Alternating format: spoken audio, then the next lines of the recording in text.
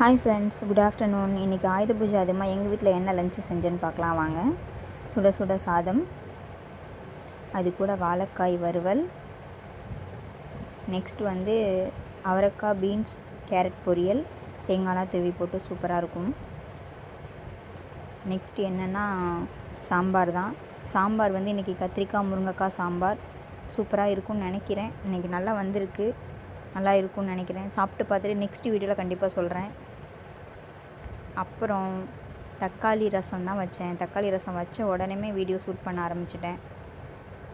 சுட சுட தக்காளி ரசம் சூப்பராக இருக்கும். தக்காளி ரசம். அப்புறம் ஃபைனலி அப்பளம் தான்.